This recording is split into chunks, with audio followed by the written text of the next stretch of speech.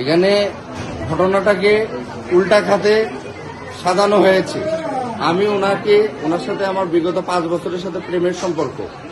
আমি ওনার সাথে দেখা করতে গেছি বাসায়, ওনাকে গোলাপ ফুল দিছি, ওনাকে 1 প্যাকেট বাদাম দিছি, 2 প্যাকেট পপকর্ন দিছি, দিয়ে ওনার সাথে আমার একটা নিয়ে ঝামেলা ছিল। উনি আমাকে এর আগেও সিলেটে জেলে দিছে, রিসেন্ট 4-5 দিন আগে আমাকে জেলে একদিন কাটাইছে, আমাকে কোর্টে দিছে। ওনার সাথে 5 বছরের আমার সম্পর্ক কোয়ান্টাম ফাউন্ডেশন থেকে শুরু স্টার্ট। প্রথম 1 বছর আমি সম্পর্কে রাজি হই নাই, উনি 1 বছর ঘুরছে। আমি বলছি বিয়ে করেন, উনি বলছেন না আমি পরে বিয়ে করবো। আমি বলছি না, আমি রাজি হব না। পরে আপনার স্বামী হলো জজ, অনেক টাকা পেলার লোক, আপনি মামলা দিয়ে আমাকে ধ্বংস করবেন। উনি পরে ওনার মেয়েকে রাজি করেছে। 1 বছর পর ওনার মেয়েকে মামা প্রেম করার সমস্যা নাই, আমি বিয়ে করে দেবো, আমি তো ওনার বড় মেয়ে, আমার বাবা পাগল। এইভাবে দিয়ে প্রেম করার পর হঠাৎ করে 5 বছরের পর উনি ছেলে যে আমাকে চেনে না, আমার ফোন ধরে না। আমি হঠাৎ করে ট্রমার মধ্যে পড়ে যাই, ডিপ্রেশনের মধ্যে পড়ে যাই, উল্টাপাল্টার মধ্যে পড়ে যাই। এর মধ্যে ওনার আবার জামাই আমাকে পাওয়ার দেয় যে এখানে আয়, তো কাটে টুকরা করবো, মেসেঞ্জারে আমাকে পাওয়ার দেয় এবং বলে যে তুই কতটা ভালোবাসি আয় দেখি, প্রমাণ দেখা।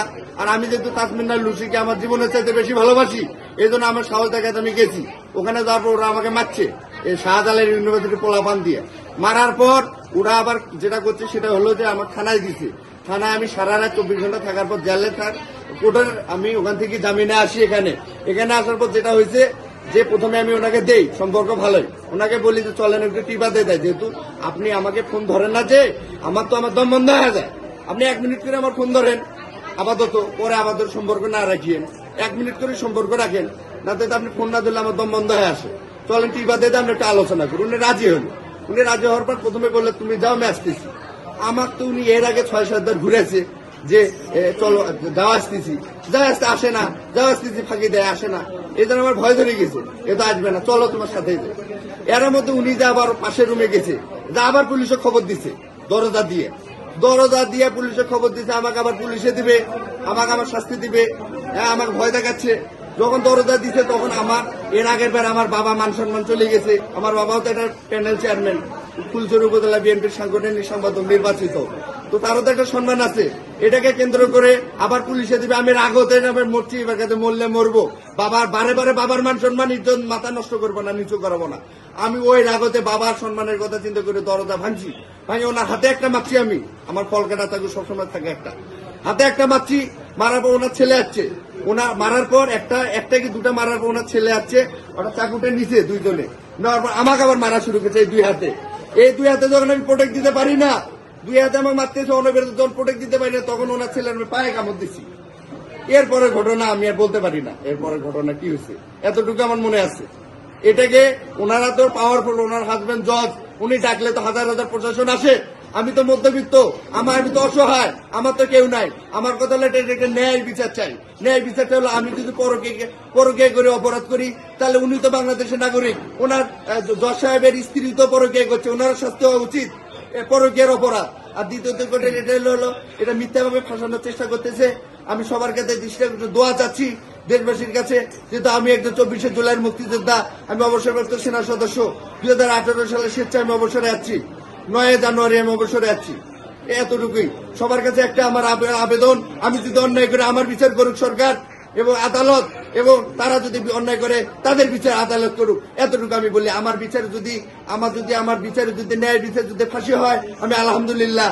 এবং পরিশেষে তাসমিনার লুচি, যাকে আমি 5 বছরে আমার জীবনের সাথে বেশি ভালোবাসছি, তাকে আমি আজও বলতেছি তুমি আমাকে এখানে গুলি করে যাও, তুমি আমাকে মেরে ফেলো, তবুও আমি তোমাকে ভালোবাসি।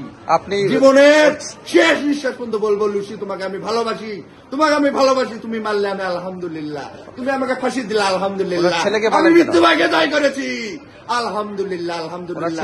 সবাই দোয়া করবেন যাতে এই সত্যতা যাতে উন্মোচন হয়, সব ভাইয়েরা সহযোগিতা করবেন, সত্যটা উন্মোচন হয়, সঠিক বিচারদাতা হয়। এই বলে আমি সংক্ষিপ্ত কথা বললাম।